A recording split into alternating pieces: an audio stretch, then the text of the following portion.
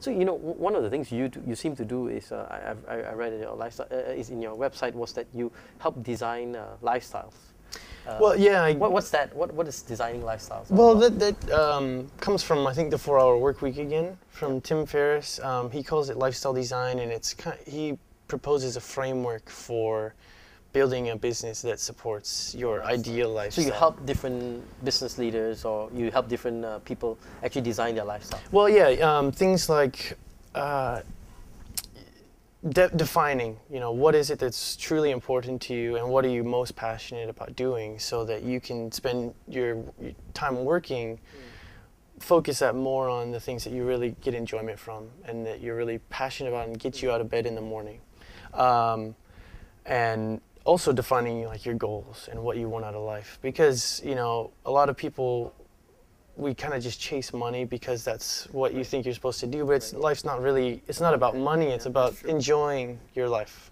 So what is it that would make you enjoy your life? Where do you want to live? What kind of home do you want to have? Or what's most important to you? Spending a lot of time with family, traveling the world. Like for me, I love traveling. So it's knowing what you want to get out of life also, so that you can build a business that allows you to do those things. It's eliminating everything that's not of the most importance, everything that's not necessary, and streamlining your business processes so that you can invest as little time possible in the most effective things in your business. Right, and you spend the most time in the most productive pieces of it rather than the non-value added stuff. Yeah. And he also talks about automation.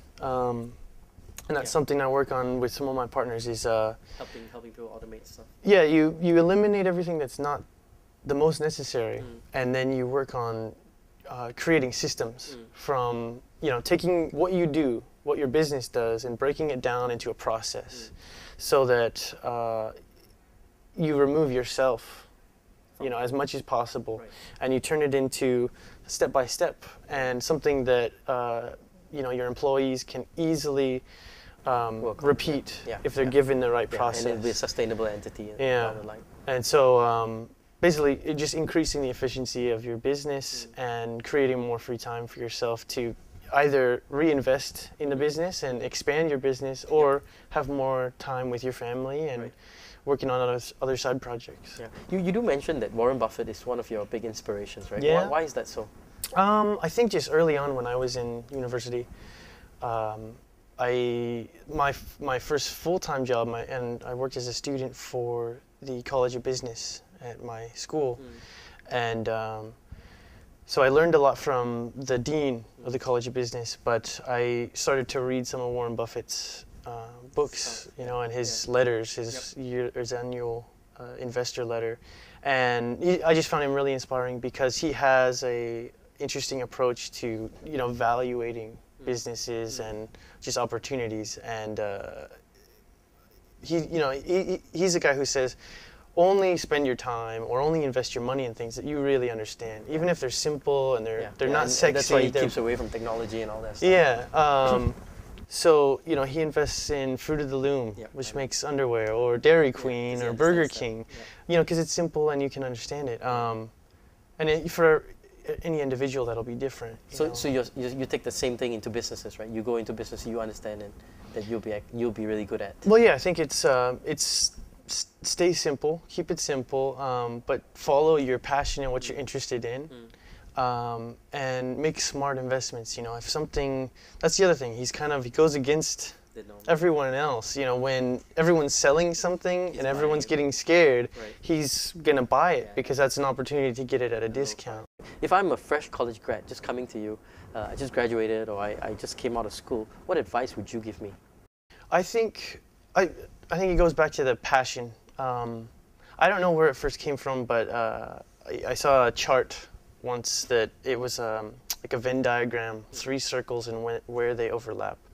The most important thing, I think, is to really take a look at your education, growing up, what kind of things interested you, and what are your favorite books, if maybe you're into sports or some kind of after school activities, and really what gets you most excited and interested, and what are you most passionate about. So follow your passions. I think, you know, because Build a around your lot of people, even myself, you know, maybe you get into school and then into college and university, and you get involved in a career or studying something because maybe your parents said, you know, like study law or study finance or medicine because you'll earn a lot of money. But a lot of people get burned out on that if they're not really that interested and passionate in it. So you need to step back and take a good look at yourself and your life and what will motivate you enough to stay involved in it to become really, truly successful. Okay. Like you want to ideally find an opportunity that you're so excited about that you can be, you know, the top class, the best of the best. Yep, yep.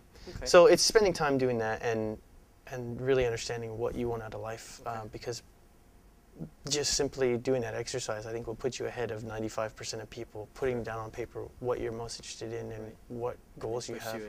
And finding where your interest, your passion overlaps with what you're knowledgeable and skilled at and what people find valuable, what they're willing to pay for. Yep. Final question. If I'm a CEO of an enterprise or I'm an entrepreneur, what advice would you give me?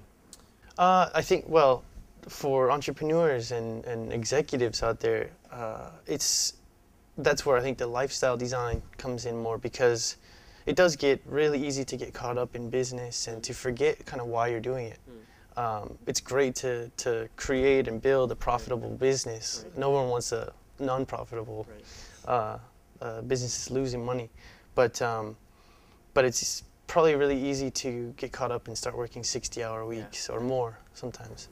So it's about taking time off to... But you need to step back and be really smart about it. Remind yourself why you're in business, why you want to be successful, and what you're earning money for.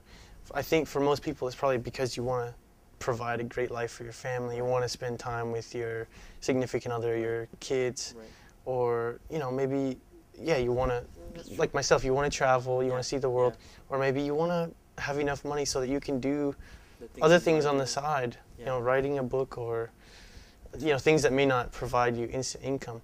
So step back and remind yourself of why you're doing it, and then be really smart and deconstruct your business. If you're spending 60 or 80 hours a week, then it's time to look at how you're doing business and deconstruct it and work smarter, not harder, you know. Find a way to create those processes and invest your time just in the most effective things.